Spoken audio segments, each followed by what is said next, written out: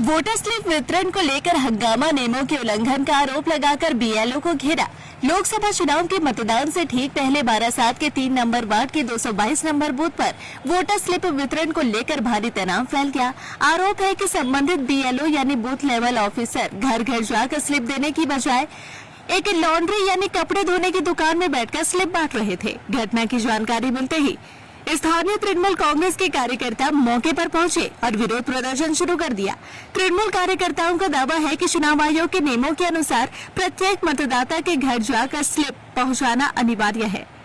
नियमों के उल्लंघन का आरोप लगाते हुए आक्रोशित कार्यकर्ताओं ने बीएलओ को घेर दिया। तृणमूल का यह भी आरोप है कि उस समय वहां भाजपा और माकपा यानी सीपीआईएम के कार्यकर्ता भी मौजूद थे, जिससे पूरी प्रक्रिया पर संदेह पैदा हो रहा है। मामला गर्माता देख बीएलओ ने अपनी गलती स्वीकार कर ली। उन्होंने सफाई देते हुए कहा कि काम को जल्दी निपटाने के उद्देश्य से वे एक जगह बैठकर स्लिप बांट रहे थे।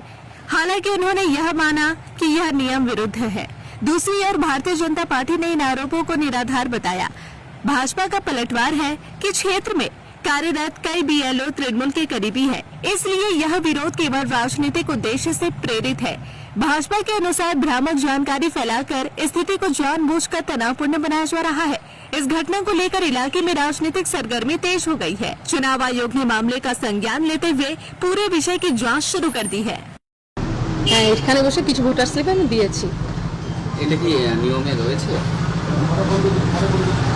আসলে অ্যাকচুয়ালি সময়টা বড্ড কম, তো সময়টা ভীষণ কমের জন্য 2-2.5 দিনের মধ্যে আমার কাজটা করতে হবে, কারণ আমার হোম ভোটিং আছে 25 তারিখ 26 তারিখ, আর কালকে আমার বিডিও অফিসে আবার একটা ট্রেনিং আছে।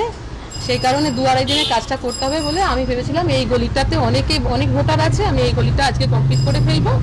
সেই কারণে মানে সবাইকে মানে দিলে পরে সবাই এসে নিয়ে যাবে, সেই জন্য কম সময় যাতে আমি কাজটা অনেকটা করতে পারি সেই কারণে বসেছিলাম। যে বাধা দিল আপনাকে, কারা এসে বারণ করলো? না, এটা নিয়ম, এটা নিয়ম নেই তো, এটা তো বারণ করেছেন তো ঠিকই করেছেন, এটাতে আমার কোনো অসুবিধা নেই। আমি তখন দেশবন্ধু রোডে প্রচার করছিলাম আমার সব সঙ্গী সাথী নিয়ে। তা আমাকে এই পার্টের যে আমার উনি বিএলও, এই পার্টের যে বিএলও 2 বা যে কনভেনার এই নির্মল, ও আমায় ফোন করেছিল যে বৌদি এরকম আমরা বৌদি বলেই ডাকি, বৌদি এখানে এই দোকানে বসে লন্ড্রির দোকানে বসে ইয়ে করছে। আমি বললাম বৌদিকে বারণ কর, বৌদি কিন্তু ঝামেলায় পড়ে যাবে। আমি একবার না, আমি 4 থেকে 5 বার ফোন করেছি, কিন্তু যেহেতু আমি কাউন্সিলর হিসাবে ওনাকে সরাসরি ফোন করতে পারিনি, কারণ উনি ওটা অন্যভাবে নেবেন তখন, বা ওনার যে সঙ্গী সাথীরা বিএলওর বা যেখানে বসে দিচ্ছেন ওনারা আমাকে অন্যভাবে নেবেন। ওই জন্য এই ভোটের সময় কাউন্সিলর হিসাবে আমি ওনাকে সরাসরি ফোন করিনি, আমার কনভেনারের মাধ্যমে আমি ওনাকে জানিয়েছিলাম। যাই হোক, ওনার শোনাটা ওনার ব্যাপার ছিল এই পর্যন্তই। তারপর আমি এখানে আসি বা আদার্স সবাই খবর পেয়ে এখানে আসা হয়েছিল, তারপরে ওনার সাথে কথা বললাম।